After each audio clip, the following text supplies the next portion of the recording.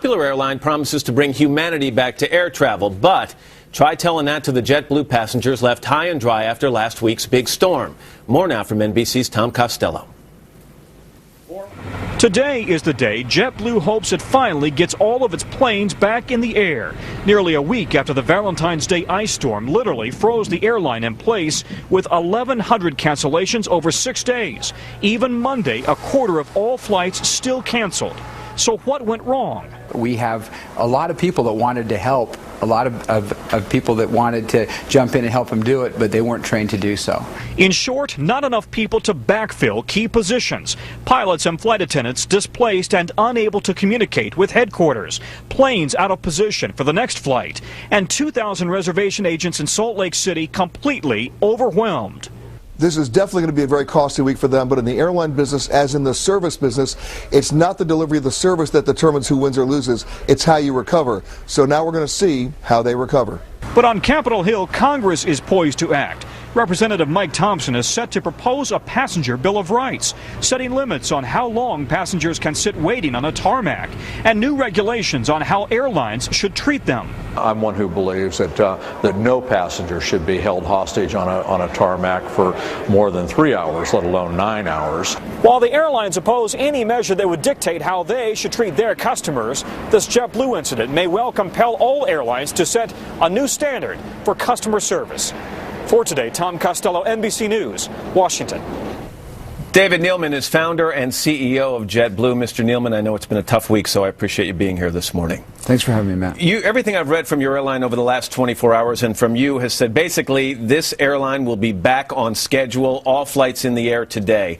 I ask, and I start with this because you've been wrong before. On Friday, you said the airline would be mostly running back at full speed on Saturday. And we all know Saturday, Sunday, and then again Monday, you had to cancel nearly 25% of your flights. So why is it going to be different today?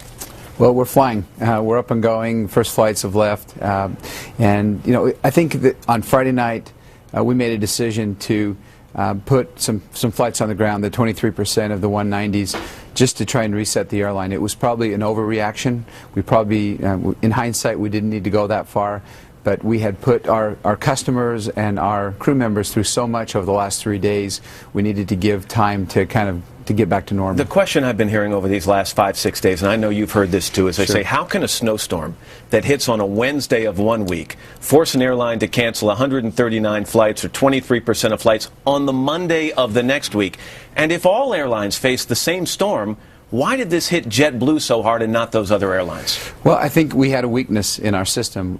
You know, we had built an airline that was operating 600 flights a day, and in our crew services area, the people that were in charge of reassigning people to flights, on Wednesday we canceled 279 flights, and that displaced over 1,000 people of our flight crew members.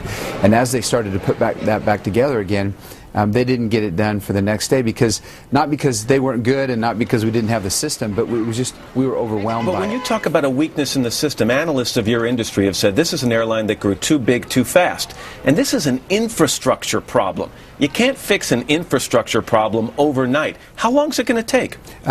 I'll tell you, if we had a storm tomorrow, we would be 100% better off, because we really had maybe 10 or 15 people trying to allocate the resources for these 1,000 people. And we have now brought in new people, we've trained people, we have contingency plans, we have databases, we have people working around the clock to make sure, you know, Matt, I think because we had this problem, we've discovered, and it's not just this particular problem that caused this cascading effect, but we're going to have contingency plans for airports to redeploy people, to be able to beef up reservations. We're going to be a much better airline because of this. Let me ask you a simple question. Is someone in a high-level position going to lose their job over this? No.